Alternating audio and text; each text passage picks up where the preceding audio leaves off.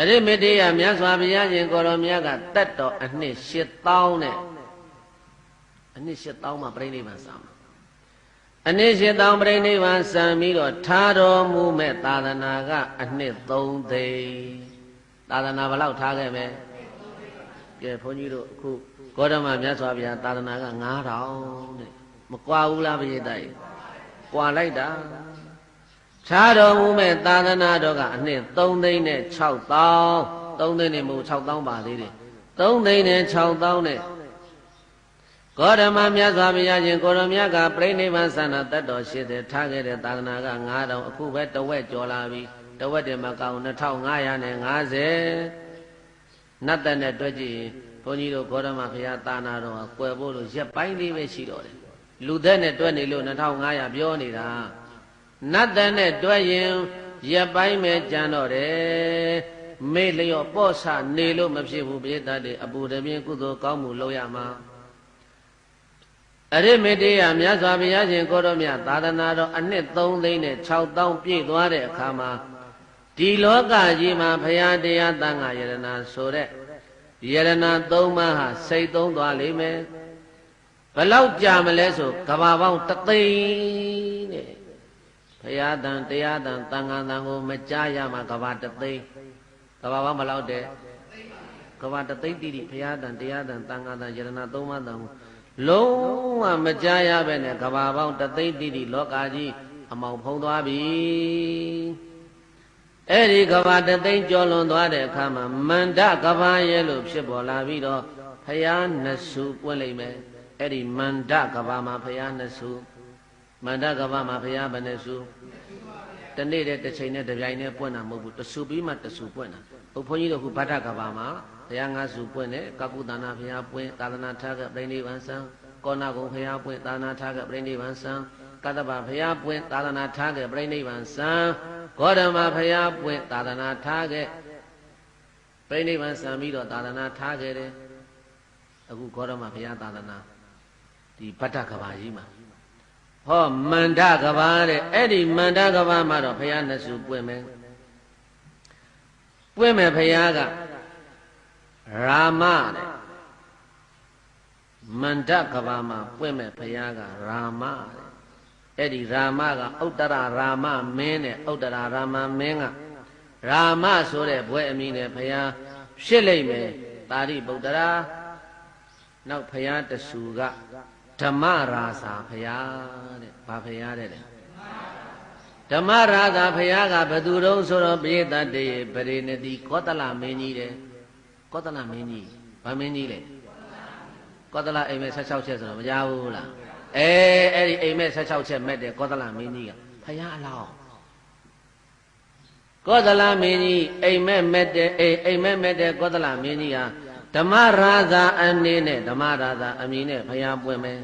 အကြာကြီးဆောက်ရအောင်မယ်အခုဘုန်းကြီးတို့ပြန်တွက်ပြအောင်မယ်အခုဒီကဘာကြီးအခုဘုန်းကြီးတို့ဗဒကဘာကနေအခုတက်တန်းနေဆုပ်ဘုန်းကြီးတို့85နှစ်တန်းရောက်လာပြီ85နှစ်တန်းကနေတက်တန်းနေဆုပ်50အစိတ်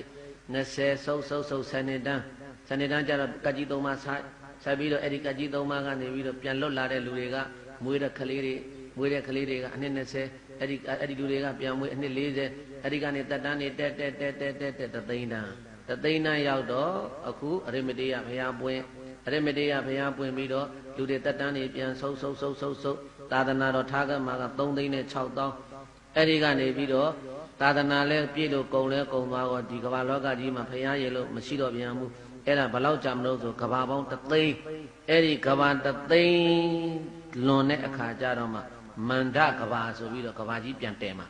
အဲ့ဒီကဘာကြီးပြန်တယ်တဲ့အခါကျတော့မှဘုရားနှစ်ဆူတဆူကဥတ္တရာရာမမင်းတဆူကတော့ရာမဘုရားဆိုပြီးတော့ပွင့်မယ်ပရိနတိကောသလမင်းကြီးကတော့အဲ့ဒီချိန်ကျတော့ဓမ္မရာဇာအမည်ရှိတဲ့ဘုရားရဲ့လို့ဖြစ်ပေါ်လာလိမ့်မယ်တဲ့မန္တကဘာပြည့်ပြီးတဲ့အခါမှာတာရကဘာရဲ့လို့တခါပြန်ဖြစ်အောင်မယ်အဲ့ဒီချိန်တုန်းကမန္တကဘာမှာဘုရားနှစ်ဆူပွင့်ပြီးတော့ကဘာကြီးပြည့်ပြီးတော့နောက်ကဘာတစ်ခုပြန်ပေါ်လာမယ်အဲ့ဒီကဘာကတာရကဘာအဲ့ဒီတာရကဘာမှာအဘိဘူးလို့အမည်ရတဲ့ဘုရားတဆူတဲ့တာပွင့်လိမ့်မယ်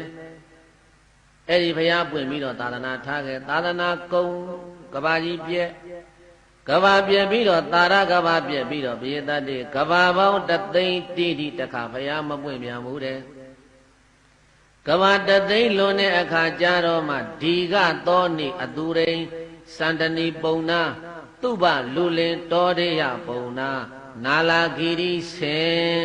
ပလလေယဆင်အဲ့ဓာတွေဟာပြည့်တတ်တဲ့ဘုရားအလောင်းတွေပဲတဲ့ကဘာတသိန်းလွန်မှပွင့်ကြမယ်ဘုရားတွေကောင်းကင်မှာရှိနေတဲ့ဒီကသောနိလို့ခေါ်တဲ့အသူရိန်နတ်မင်းကြီးစန္ဒာနီပုံနာတဲ့သူပလူလင်တဲ့တောထေယပုံနာတဲ့ဘုန်းကြီးတို့ဟောဖို့ပါတယ်တောထေယပုံနာဆိုတာယနေ့တထေနဲ့ဖြင့်ငါခွေးဆိုတာတုထိရွာမှာတောထေယပုံနာကြီးမြတ်စွာဘုရားကိုမကြည်ညိုဘူးကုသိုလ်ကောင်းမှုဘာမှမလုပ်ဘူးသေသွားတဲ့အခါကျတော့အိမ်မှာခွေးပြန်ဖြစ်နေတာသူ့သားလေးကမောင်သူပလူလင်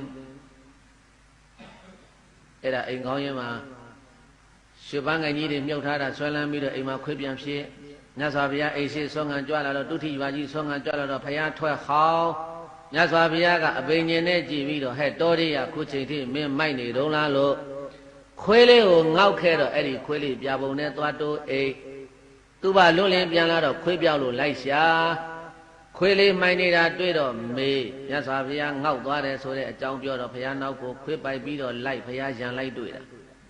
မြတ်စွာဘုရားကဟဲ့သူ့ဘာလွတ်လင်းမင်းအဖေအဲ့ဒီတောရိယပုံနာကြီးအခုမင်းလက်ထက်မှာပိုက်ထားတဲ့ခွေးလေးပဲကိုတော့မဟုတ်တန်တရားတွေဆောက်မပြောနေတယ်ကိုတော့လက်တွေ့ပါပြနိုင်တယ်အေးမင်းခွေးလေးမင်းပြောလေတိုးတိုးလေးကပ်ပြောလေအဖေသားကိုချင်းအဖေမြုပ်ခဲ့တဲ့ရွှေပန်းငကြီးလေးကိုလိုက်ပြပါဆိုခွေးလေးမင်းအဲ့ဒါပြလေးပဲလိုက်သွားဖော်ယူတကယ်မြတ်စွာဘုရားမိန်တော်မူတဲ့အတိုင်းသူ့ဘာလူလင်လှုပ်တော့မှဒီခွေးလေးကဘုရားပြောတဲ့အတိုင်းပဲရွှေပန်းငကြီးရှိတဲ့နေရာလက်လေးနဲ့လိုက်ရက်ပြတာတိုးယူတော့ရွှေပန်းငကြီးတွေရတာအေးအဲ့ဒီသားဖာနဲ့ရောအဲ့ဒါသူ့ဘာလူလင်နဲ့သားကသူ့ဘာတဲ့အဖေကတောထေယပုံနာတဲ့အဲ့ဒီပုဂ္ဂိုလ်တွေဟာပြိတ္တတေဘုရားအလောင်းနာလာဂီရိဆင်မြတ်စွာဘုရားရာဇယုမြို့တဲ့ဆွမ်းငံကြွတော့ဒေဝရနဲ့အဇာတတတို့ကထိုးလိုက်ဟဲ့လို့ဒုံရိုက်ခါသွဲနာလာဂီရိဆင်မင်းနဲ့အောင်ချင်း၈ပါးထဲမှာနာလာဂီရိဆင်အောင်တော်မူကန်းဆိုတာ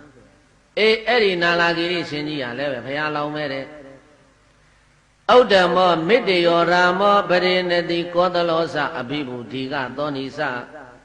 စန္ဒာနိစသူဘောတောရိယဗျမနောနာလာဂိရိပလလေယောဘောဓိတထအနုကမေနသံဘောဒိလဗန္တိအနာဂတေဘိက္ခဝေယဟန်တော်များဩစေတတို့ဩတ္တမောမြတ်လာစွာသောမေတ္တယောဇအရိမေတ္တယအမည်ရှိသောဘုရားရှင်သည်၎င်းရာမောဇရာမမင်းသည်၎င်းပရိနိတိကောသလောဇပရိနိတိကောသလမင်းကြီးသည်၎င်းအဘိဗုစာအဘိဗုအမည်ရတဲ့နမင်းကြီးသည်၎င်း